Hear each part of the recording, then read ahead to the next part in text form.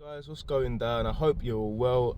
Quite recently I was driving my car and I heard this screeching sound when I wasn't pressing the brake or anything.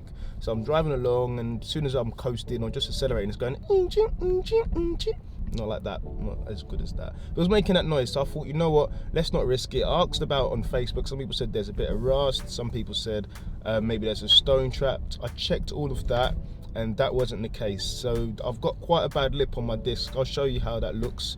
Overlay added now, auto wipers, come on. So yeah, I checked it out, doesn't look too good, so I thought, you know what, don't risk it, because it's brakes. It's the only thing keeping you safe, it's the only thing stopping you from crashing. Let me order something straight away. So I've just ordered some Padgett brand. I know I put Brembos on, so I've ordered Padgett. Woo! I've ordered Padgett brake pads as well as the disc, so I'm going to do the whole setup. So I'm not going to show you how to change the brake pads. If you want to see that, there's a video on my channel already for that. I'll put a little over there for you to watch that. Let's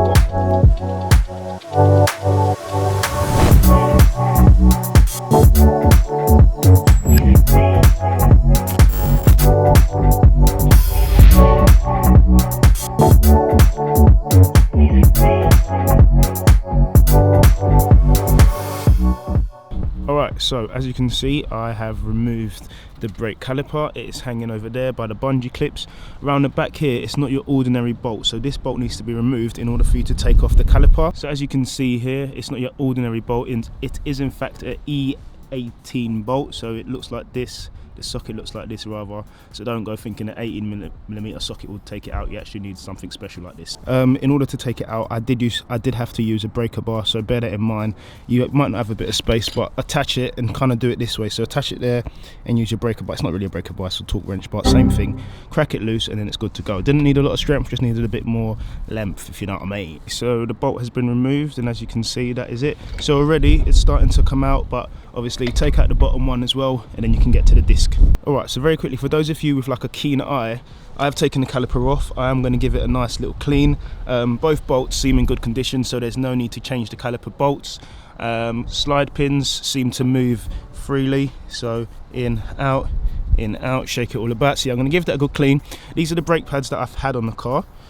They do seem fine to me. I can't see anything wrong with them at all, but just for the sake of being safe, I'm going to always replace like for like. So I know you can get different branded pads on different branded discs, but I'm just going for the whole Padgett setup because I heard they are OEM, so they are original manufacturer type of pads and brakes, so they're a good brand. They're not Euro car parts brand, so don't believe all of that. But yeah, clean them up, and next we're going to work on removing the brake disc with that torque screw there. I'll tell you what it is in 1 second. Yep, and there you go, I guessed it, it is a T30, so I got that right first time, so round of applause for me. So yeah, T30, remove that slowly, do not cross thread it if it's dirty, get some little WD-40 or brake cleaner and clean it all up. Okay, and just on schedule, this came out nice and easy. This is the length of the bolt. I don't know how well you can see it, but it's not big at all, but that's the length of the bolt. And as you can see, this brake, oh my god, I need to get a protein shake. But yeah, put that down. That is the size of the disc, and this is the lip, so I don't know how well you can see it, but the edge is kind of protruding, and it's kind of like, yeah, it doesn't look in good condition. So yeah, whack that over there. That is the disc. I'm going to check size for size to make sure that the one I've got matches, and then I'm simply going to clean up this area here on the hub, make sure this plate is bent nice and flat and it's not going to come into contact with the disc, because that does make it scratch and squill, and then I'll be able to put the new brake disc on and screw it back in. But yeah, as you can see here, this is the same as that. It's all the same shit. I'm out of breath here, but yeah, I just did the thumbnails, quite heavy. Yeah, this and this, same size, everything looks good. All I'm going to do, I'm going to use the same screw, the same Torx 30 screw that I used on that one in this one.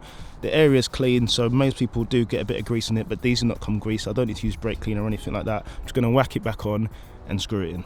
Alright, so I had a little panic moment there because I was lining it all up and it didn't all fit, so it looked very weird. But what I did, I simply put one of the bolts in, the wheel nuts in, just to line everything up, and as you can see here, now it matches up, so I'll be able to use my little T30 screw and pop that all back in. So yeah, that's in, nice and easy. But I did panic. But yeah, also, I don't know whether this, don't quote me on it, if it doesn't fit, maybe you've got the wrong discs, so maybe this disc is meant for the other side. I'm not too sure, but I changed that anyway because I've kind of panicked as well, and I thought that was meant to go over here. But yeah, all done now. Screw that in, let's move on because I'm starving. Alright, so next what I'm going to do now, I've got everything all lined up. I'm going to leave that in for now because it's not doing anybody any harm.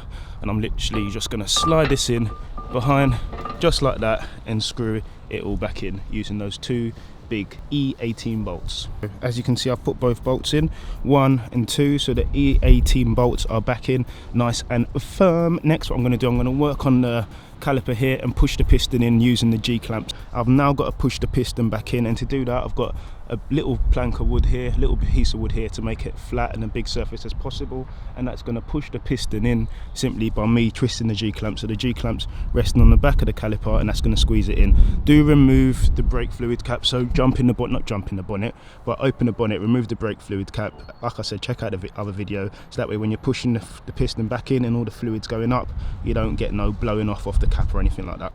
Alright, so as you can see here, the piston is in nice and flush. Very happy with that. So I'm going to push that there, and I'll obviously get that on there. Next what I'm going to do, I'm going to get my brake pads out, line them up and pop them back in. But yeah, again, check out my other video, clean this area up here and this area, put some copper grease on the end so that way you don't get them rusting on to this part here. So as you can see, I've put my brand new brake pads on. I've put a little copper grease on the edges there and over there and on the back there and on the back there, so the piston doesn't stick to it as well. Also, when I pushed that in, I made sure the piston boot was good, it wasn't ripped or anything. So now I'm going to line it up, and I'm going to make sure I give that little brake, I don't know what it's called, but the backing plate there, a good push back so it doesn't come into contact and I don't get any more squealing. But yeah, so far so good. So just to note, Pagid and Brembo did as well, but I prefer Pagid now Brembo let me down.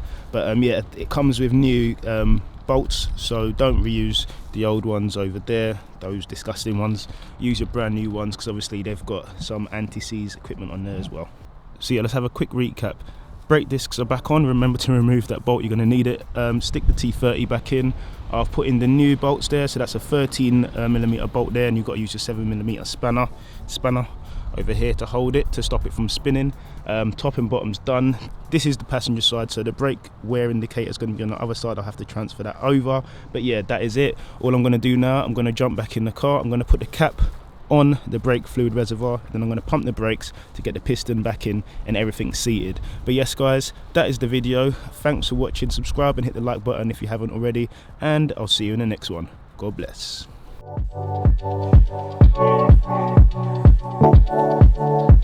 Music